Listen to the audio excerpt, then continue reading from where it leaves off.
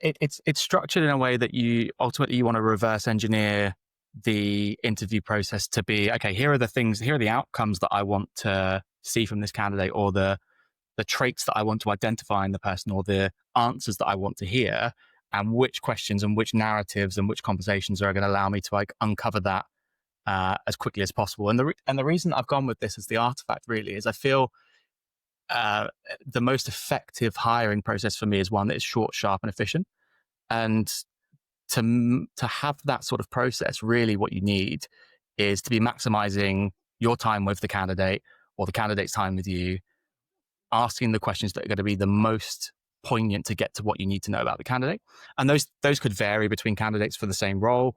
You might ask of someone, a specific set of questions that maybe it wasn't clear from their CV or from their first kind of engagement with talent partners or whoever it might be. So, there's a bit of scope to flex. But what I wanted to give both applicants and candidates is really a sense of, okay, if it's maybe a more stock question that everybody wants to ask because they feel it's important, then how do you maximize asking that question in a way that you're going to still induce something from the candidate or recognize certain characteristics of an answer that are going to be useful to you? Because the biggest mistake you can make is going in and asking questions because you think you have to ask the questions, and not asking them because you know what you want to get out of it, right? So really, it's a bit of a cheat sheet on what does a good answer look like, what does a bad answer look like, and how do you maximize that time with that question.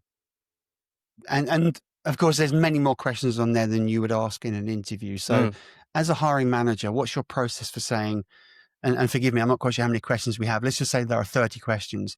Which 3 or 5 should I pick out to ask? And presumably you'd ask every candidate the same questions to keep it fair, would you? How do you pick the right questions for this particular interview?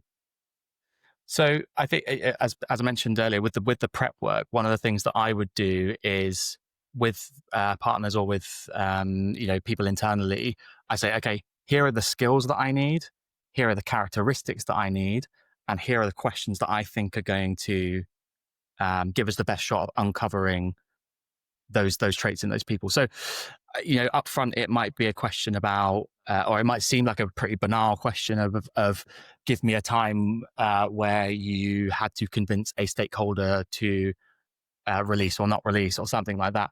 And really understanding what the point of that question is, you're looking for skills like diplomacy, you're looking for skills like communication, you're looking for skills like risk assessment for something a little bit more practical. And once you know that that's what the crux of the question is about, or you've got a sense that that's what the crux of the question is about, then as an applicant or as an applicant or as a candidate, you're really saying, okay, well, what's my best example of being able to deliver on that point so that the interviewer comes away with what they need from that question? So you can pick 5 or 6 and run them across the same interview. I think that's great. And it is important for the fairness aspect. But what you don't want to do is go too far down that road with this sheet and say, okay, well, I'm just going to read through every question until I get to the end of the interview. You still want to allow for flow, because equally, if I expect someone to be genuine and conversational and open in an interview, I can't just fire off questions at them in a way that kind of makes them feel that they've got to just answer. Or I still want it to be conversational, because that still adds value in terms of understanding how people communicate. So yes, there's you could use it in a way that it inspires certain things in you to look for certain answers, but it's not don't just reel off all of the questions from it. Use it as a bit of I've been a in guide those more than I've been in those where it just feels like, some of the biggest technology companies, I'm not going to mention AWS specifically, but it's just a list of questions, and the interviewers are just almost bored asking them. It was an awful experience, but yeah, and it's miserable. Want to avoid that.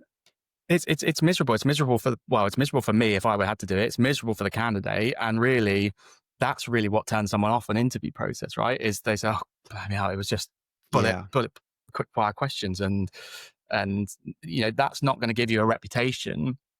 And this is where talent partners are really important, right? So they might get feedback from candidates saying, "Oh gosh, that interview was really horrible," and if they think that those are the sorts of interviews that you're going to conduct. They're going to naturally gravitate to shifting you candidates that are going to reflect that or are going to be able to handle that.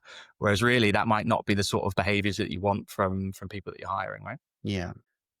One thing that I love about the artifact that you left is that, sure, it's a great preparation asset for a hiring manager. It's a guide on what questions to ask, but also what to look for in the answers. But I think more importantly, if you're a candidate, you can read it through and say, all right, I now understand some of the questions I might be asked. But more importantly, here's a clue for what people are going to be looking for in my answers. So I think it's really, really great asset for both hiring managers, but also candidates. Yeah, and I think what people will pick up from the asset, or I hope that they'll pick up from the asset, is that the whole idea behind it is, as the applicant or as the interviewer, really you've got something that you want to get out of that question. So it's for the applicant to understand, okay, I'm not just being asked this because it's a stock interview question. They've got the interviewer's got an idea in their head of what they expect to hear with that answer.